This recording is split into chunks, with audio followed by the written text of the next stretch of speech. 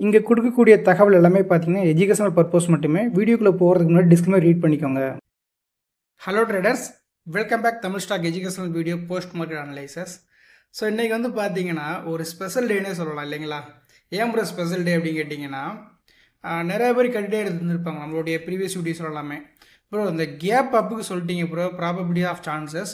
இந்த கேப் டவுனுக்கு வந்து சொல்லலையே சொன்னீங்க. பட் நம்ம சொல்லியிருக்கோம், அது இன்றைக்கி வந்து எக்ஸாக்டாக லைவ் மார்க்கெட்டில் நடந்திருக்கு. ஓகேங்களா? ஸோ நம்ம டைரெக்டாக நம்மளுடைய போஸ்ட் மார்க்கெட் அனலைசிஸ் போகிறதுக்கு முன்னாடி மார்னிங் நம்ம என்ன சொல்லியிருந்தோம் அப்படிங்கிறத பார்த்துட்டு வந்தீங்கன்னா போஸ்ட் மார்க்கெட்டுங்கிறது தேவையில்லாத ஒன்றா தான் இருக்கும். ஓகேங்களா?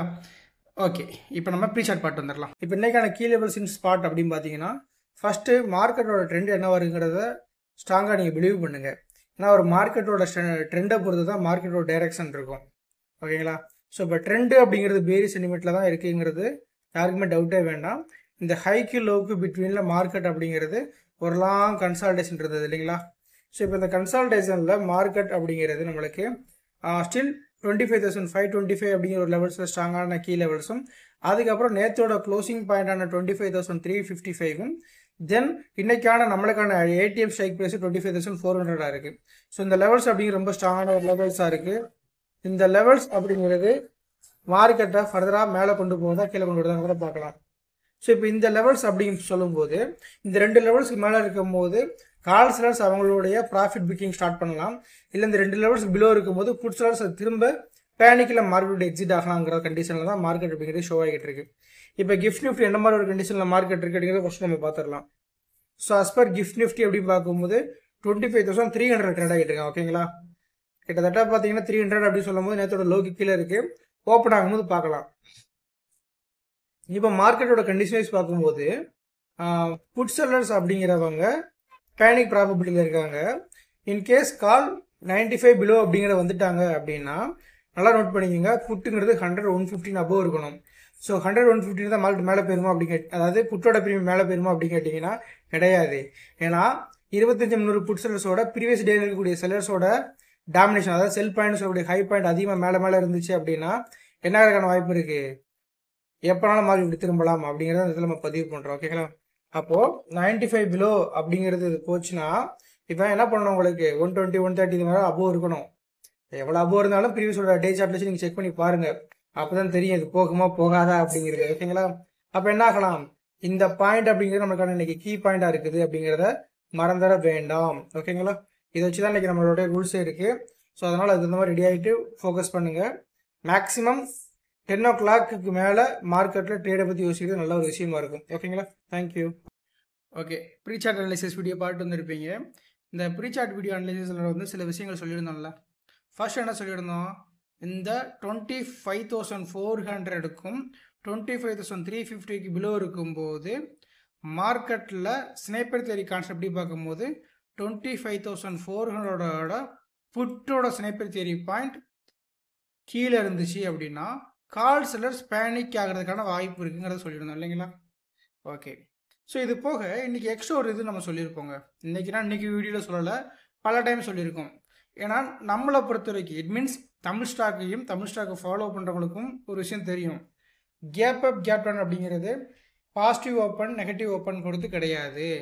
ப்ரீவியஸ் டேவோட ஹைக்கு மேலேயும் ப்ரீவியஸ் டேவோட லோக்கு கீழே ஓப்பன் ஆகிறது தான் நம்மளை பொறுத்த வரைக்கும் கேப் அப் கேப் டவுன்.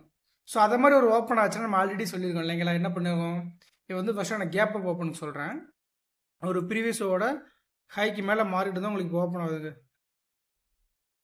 இப்படி ஓப்பன் ஆகுது. அப்போ என்ன சினாரி நடக்கும், ஒன்று இந்த ஃபஸ்ட்டு 5 மினிட்ஸ் கேண்டிலோட ரேஞ்சை வந்து மார்க் பண்ணிக்கணும். அந்த ரேஞ்சை அப்படியே அப்பர் சைடு பிக்காட்ட மேலே போயிடும்.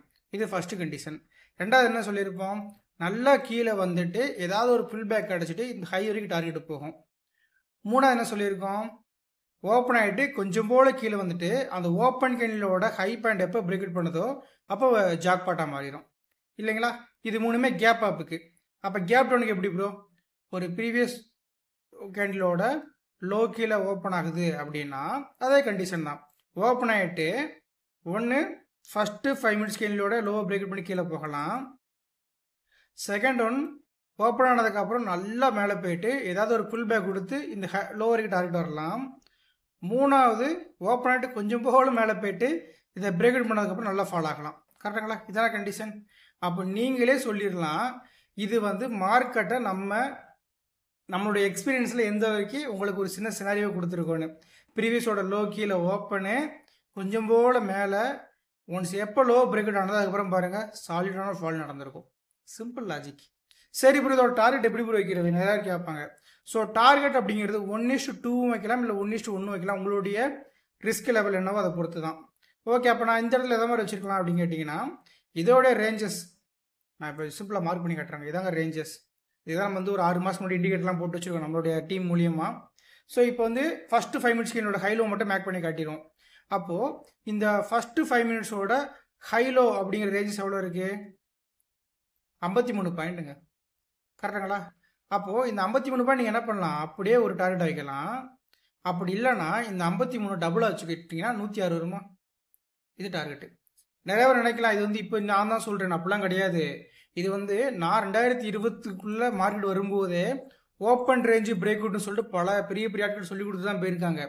ஆல்ரெடி இது எல்லாமே விஷயங்கள் யூடியூப்பில் நிறையா கிடக்கு. அதனால் நான் அன்றைக்கி தான் இதை சொல்கிறேன்னு நினைக்கிறாங்க.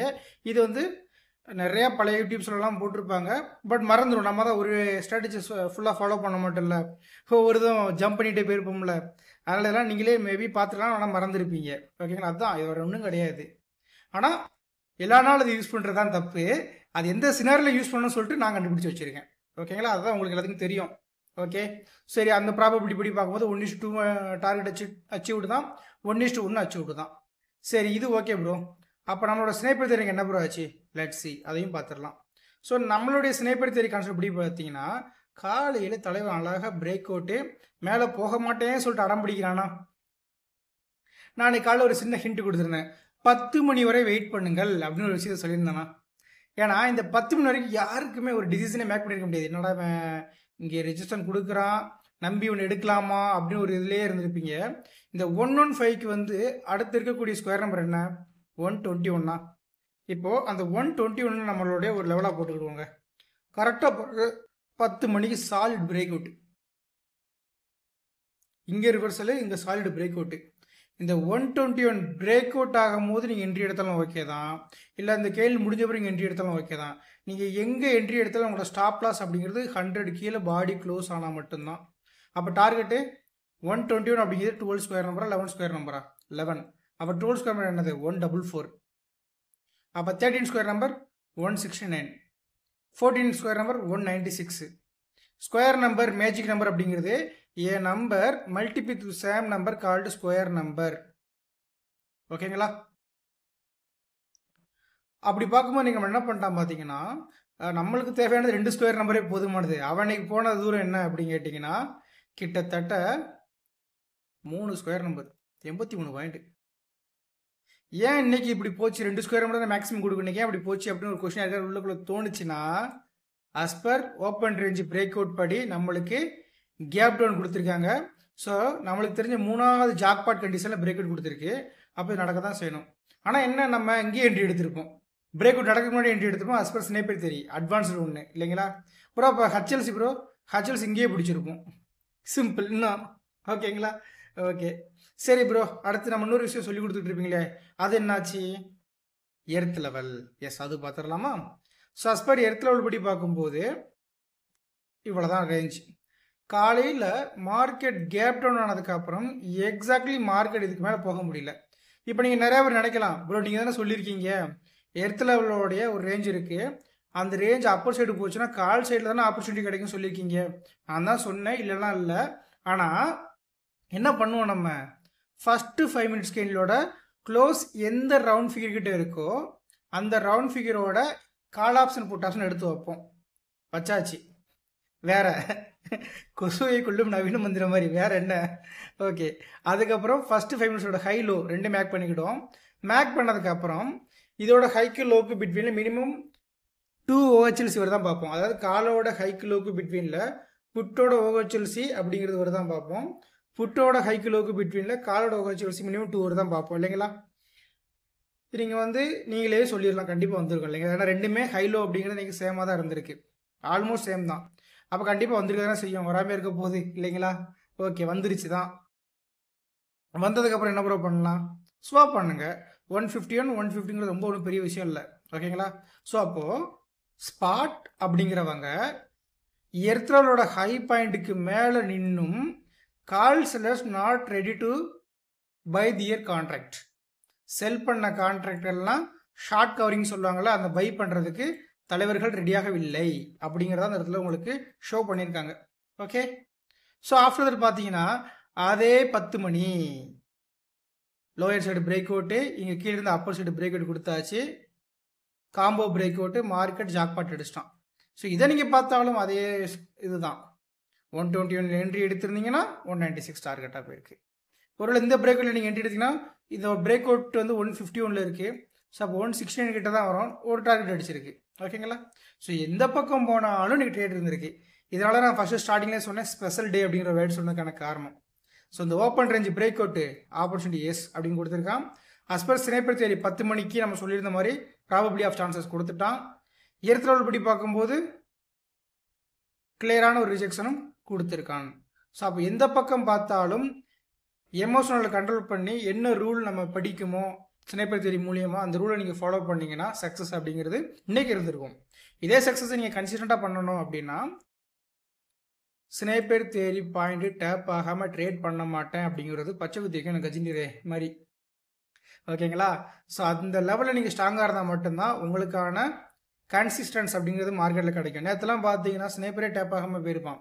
உடனே நம்ம நண்பர் நிறைய சொல்லியிருப்பாங்க, ப்ரோ இந்த ஸ்னைப்பர் டேப் ஆகலை, நம்ம கொஞ்சம் 2 ஸ்ட்ரைக் தள்ளி போனோம், அங்கே டேப் ஆச்சு. எஸ், அப்படி பார்த்தா ஆக தான் செய்யும். பட் லைவ் மார்க்கெட்டில் lot of strike price changing பண்ணிங்கன்னா நம்ம மைண்டு சேஞ்ச் ஆகிட்டே தான் இருக்கும். எதில் ஸ்ட்ரைக் எடுக்க, இதில் பை எடுக்க, செல் எடுக்கன்னு. அதனால் நான் ஃபிக்ஸடாக சில விஷயங்கள் மட்டும் உங்களுக்கு சொல்கிறேன். ஓகேங்களா? ஓகே, ஸோ இந்த வீடியோ கண்டிப்பாக எனக்கு புரிஞ்சிருக்கும்னு நம்புகிறேன், அதே போல் பிடிச்சிருக்குன்னு நம்புகிறேன். ஸோ இந்த வீடியோக்கு உங்களால் முடிஞ்ச சப்போர்ட் லைக் மூலியமாக கொடுக்கலாம். நீங்கள் இன்றைக்கி உங்களோட ட்ரேடிங் எப்படி இருந்தது அப்படிங்கிறதையும் ஸ்னைப்பர் தியரி யாரெல்லாம் மார்னிங் வீடியோ பார்த்தீங்கன்னா அவங்களும் தாராளமாக கமெண்ட் செக்ஷனில் உங்களோட கமெண்ட் வந்து பதிவிடலாம். ஸோ நெகட்டிவ் கமெண்ட் வந்தாலும் பரவாயில்ல, அந்த நெகட்டிவ் கமெண்ட்டுக்கு இப்போல்லாம் பார்த்தீங்கன்னா நம்மளுடைய சப்ஸ்கிரைபரே சொல்லிடுறாங்க, அவங்களுக்கான ஒரு தகுந்த ஆன்சர் கொடுத்துட்றாங்க. ரொம்ப சந்தோஷமாக இருக்குது. See you all. நாளைக்கு நான் வந்து கண்டிப்பாக எஸ்எம்சி கான்ட்ராக்ட் வீடியோ போடணும்னு நினைக்கிறேன். ஸோ அது எந்த அளவுக்கு டைம் ஒதுக்க முடியுதுன்னு பார்ப்போம். ஓகேங்களா? தேங்க்யூ.